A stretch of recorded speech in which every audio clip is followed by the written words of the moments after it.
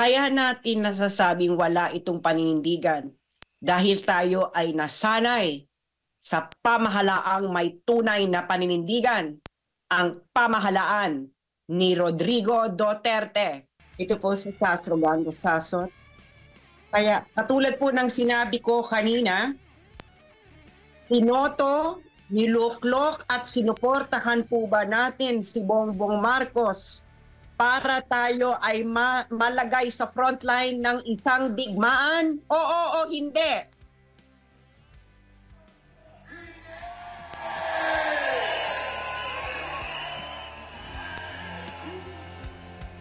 Ang kailangan ba natin ay disgrasya o diplomasya?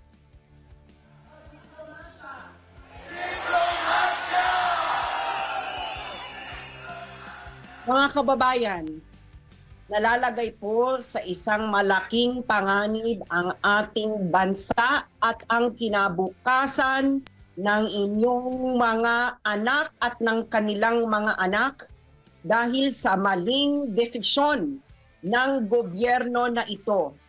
Hindi po natin alam kung ano ang nasa isip nila kung bakit nila ito ginagawa. Ito ba ay para sa bayan o para sa kanilang bulsa? Alam niyo naman po kung ano ang kanyang sinabi sa Australia, na ang Pilipinas ay nasa frontline uli ng isang digmaan katulad noong World War II.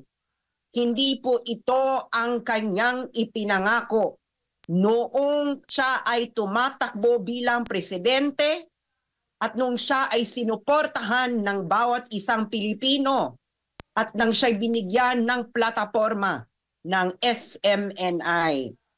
Ang alam po natin ay nangako siyang ipagpapatuloy ang sinimula ng ating mahal na presidente na si Pangulong Rodrigo Roa Duterte. Kaya sinuportahan natin siya dahil siya ay nangako na ilalagay sa kabutihan ang ating bansa. Ang tanong ko po sa inyong lahat, nararamdaman niyo po ba na ang ating bansa ay nasa kabutihan?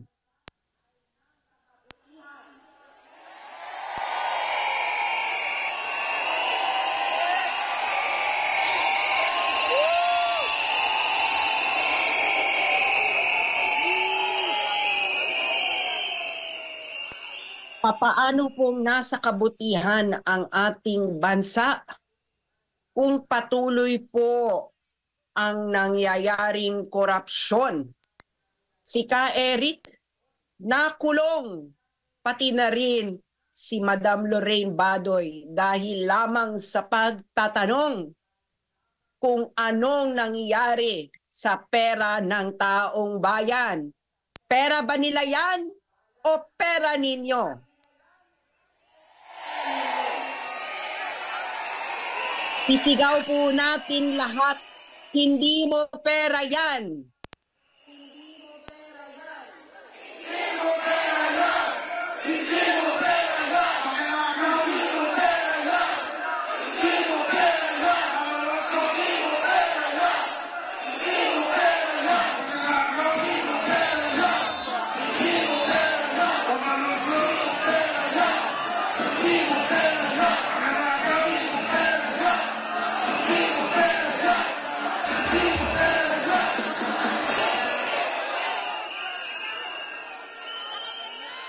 Tama, dahil pera yan ng bawat isang manggagawa, bawat isang guro, bawat isang sundalo, bawat isang ina, bawat isang OFW.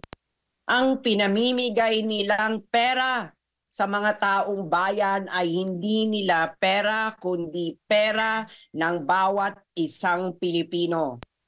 Ngayon, ang ginagawa nila sa ating bansa ay nagpapamudmod ng pera na tinatawag nilang ayuda. Pero di ba sa ating bansa, meron tayong kasabihan, nasa Diyos ang awa, ngunit nasa tao ang gawa.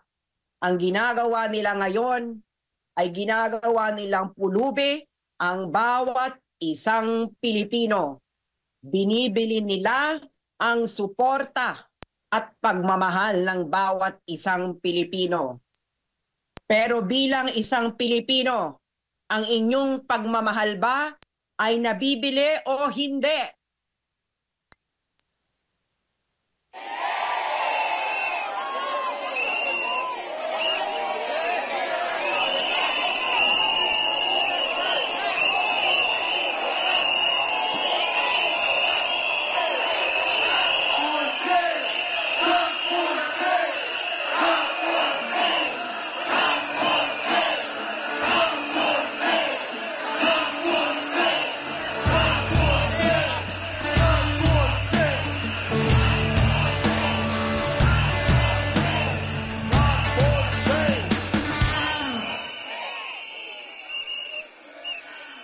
Napakaganda at napakalakas ng mandato na ibinigay ng taong bayan kay Bongbong Marcos. Siya ang kauna-unahang presidente ng Pilipinas pagkatapos ng EDSA 1 na maluklok na may mandato na binoto siya ng overwhelming majority ng mga Pilipino. Pero bakit ang kapakanan ng kanyang mga kabarkada, kamag-anak at mga kasama niya ang kanyang inuuna? Tingnan ninyo ang ating bansa ngayon. Siya ay nangako ng bagong Pilipinas. Ngunit ano ba ang ating nakikita ngayon? Bagong Pilipinas o lumang Pilipinas?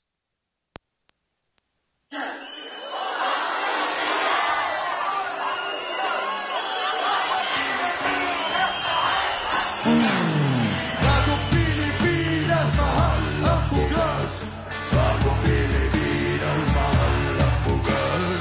Bagong Pilipinas, mahal ang bugas. Bagong Pilipinas, mahal ang bigas. Pilipinas, mahal ang bugas. Mahal ang bigas. Noong eleksyon, ang kanta ng kanyang kampanya ay Bagong Pilipinas, bagong mukha. May isang salita, may paninindigan. Ang pamahalaang ito ba ay may paninindigan o wala? Wala!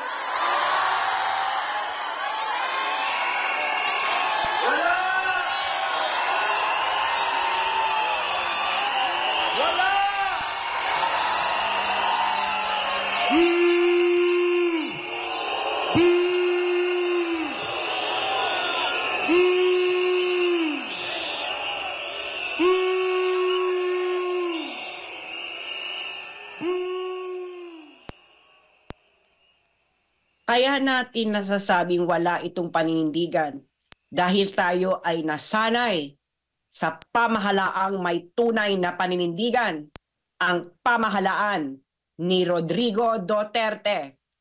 Sabay-sabay po nating isigaw, Duterte! Duterte!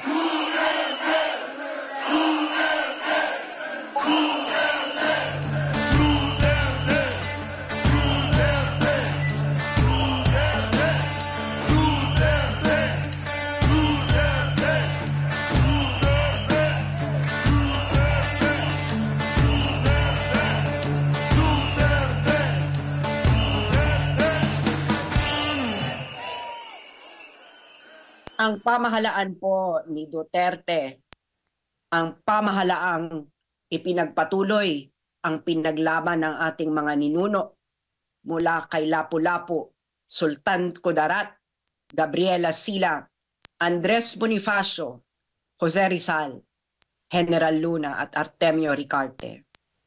Noong panahon ni Pangulong Duterte, buong tapang niyang sinabi sa ating mananakop na bansang Amerika na ibalik ninyo sa Pilipinas ang Balanggiga Bells. Ang Balanggiga Bells ay ninakaw ng mga Amerikano sa ating bansa noong panahon na pinatay nila ang ating mga ninuno diyan sa Samar at Leyte. Pero ngayon, ano ang ginagawa ng presidenteng ito? Muli niyang niyayakap ang ating mga mananakop para ilagay uli tayo sa kapahamakan at gawing sakripisyo para sa geopolitikal na interes ng bansang Amerika. Ito ba ang kinabukasan na gusto ng mga ito para sa ating mga kabataan? Ito ba ang gusto nila para sa ating susunod na henerasyon? Ang malagay uli tayo sa frontline katulad noong World War II. Mga kababayan, kung hindi po natin ito tututulan, tayo po ay kanilang isasakripisyo para sa kanilang maling polisiya. Kaya tayo po ay dapat sabay-sabay na manawagan na ang Pilipinas ay dapat hindi ilagay sa kapahamakan. Ang dapat na mangyari sa ating bansa ay patuloy na mag-develop para makamit natin ang tunay na ating minimithi para sa bawat isang Pilipino. Isang maayos na buhay, matahimik, matiwasay, at mayabong na pamumuhay. Ngunit ang ginagawa nila sa ating bansa ay kinakamkam nila ang lahat ng gusto nilang kamkamin. Ito ba ay makatarungan o hindi?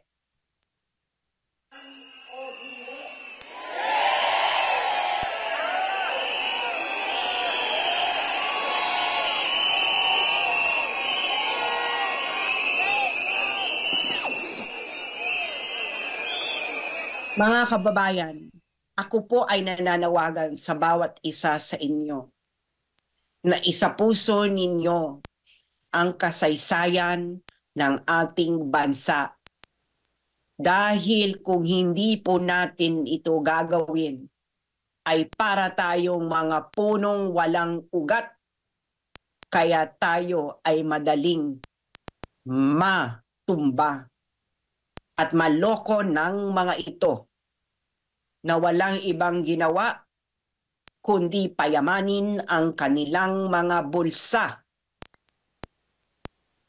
at pahirapan ang mga Pilipino at tayo'y aliwin sa pamamagitan ng kanilang walang humpay na ayuda. Ano ba ang gusto ninyo sa inyong mga anak, aking mga kababayan?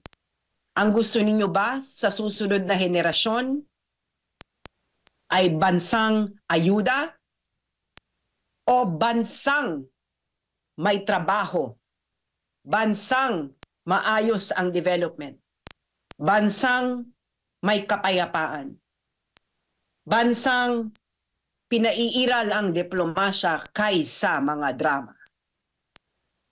Nasa inyong mga kamay kung ano ang mangyayari sa ating bansa.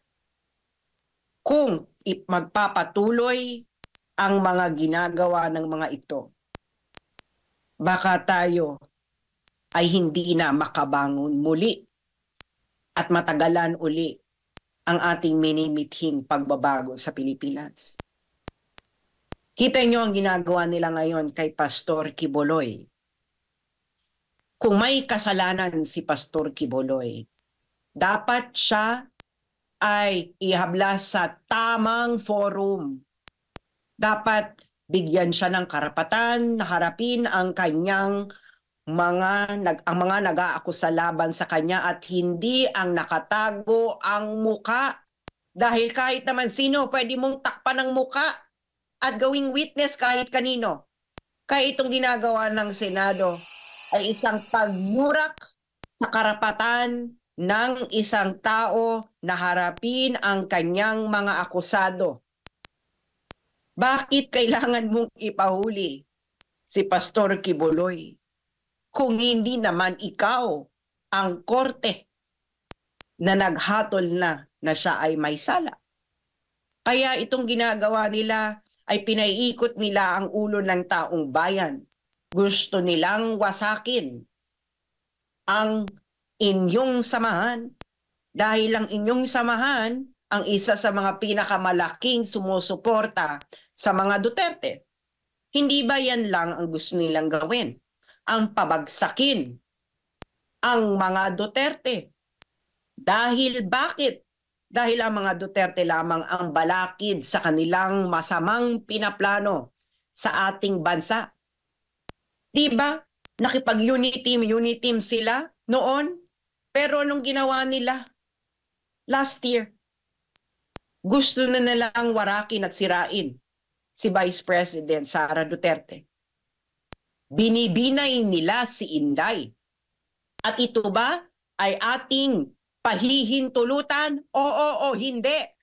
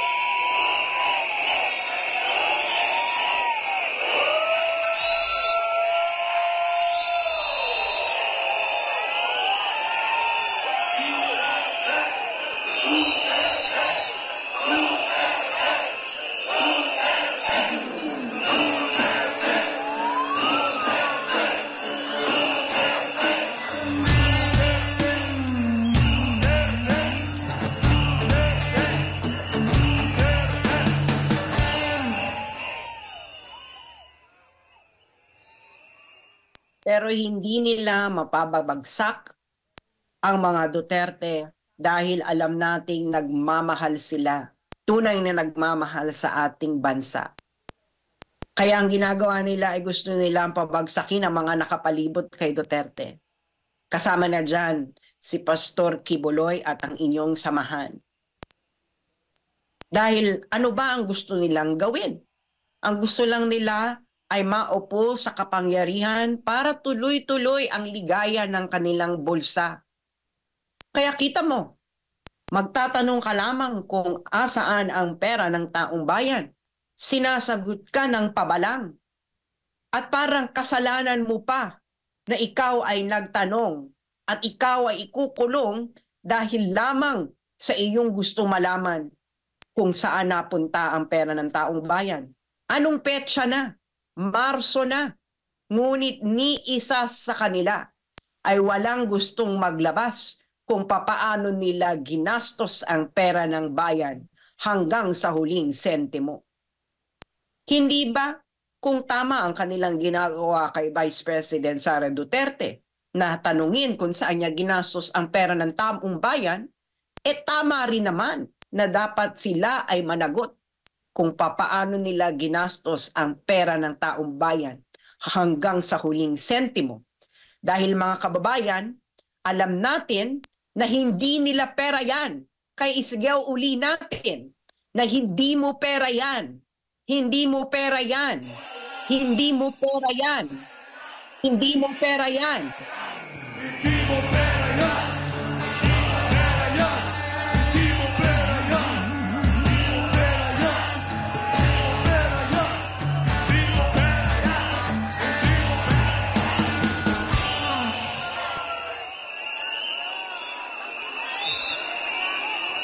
Alam niyo po kung ano ang dapat na makakabuti sa ating bansa.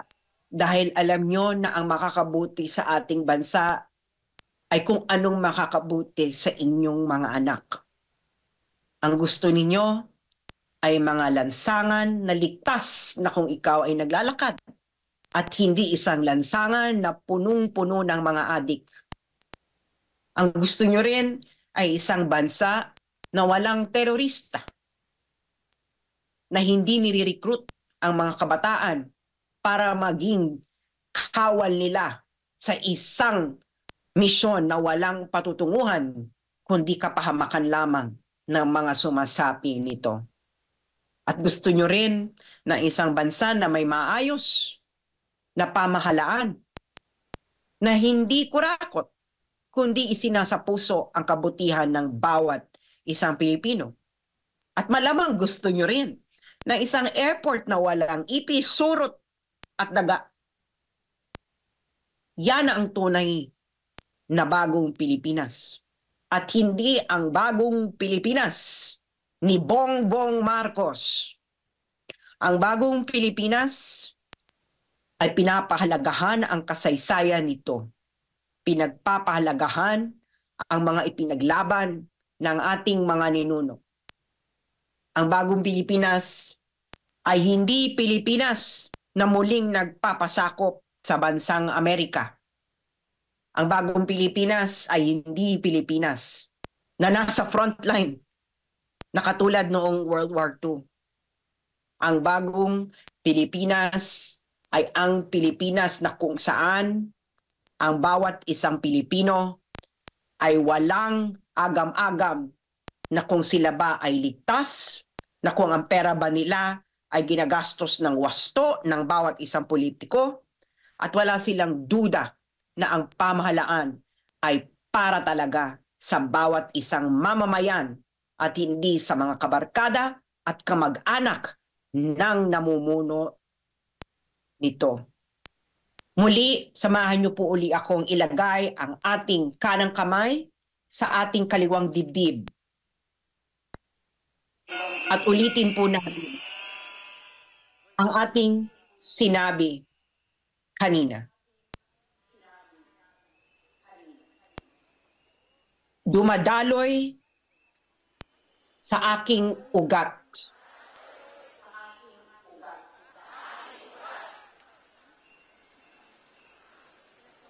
ang dugo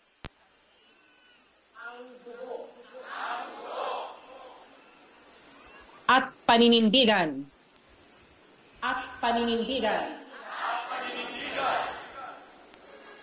ng aking mga ninuno.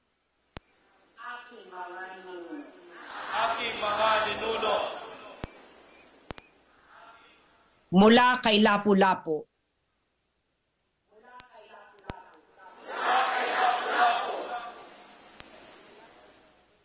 kay Sultan Kudarat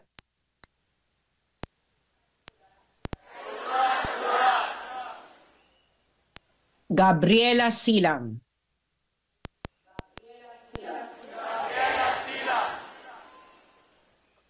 Andres Bonifacio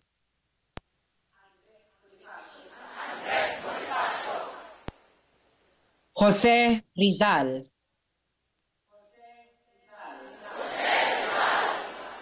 General Luna Artemio Ricarte at ang dugo ng bawat isang sundalo at kawal ng bayan na ibinuwis ang kanilang buhay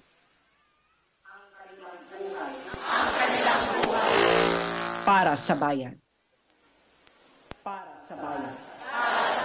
Mahal ko ang Pilipinas.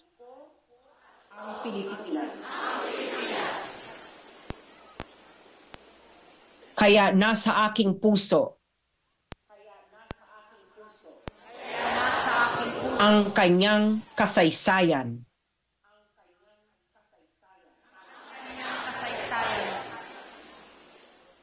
At kinabukasan.